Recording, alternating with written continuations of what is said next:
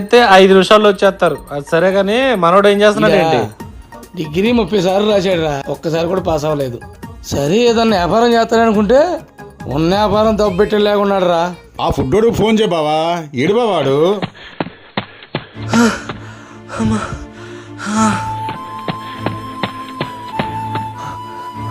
Sir Zomato.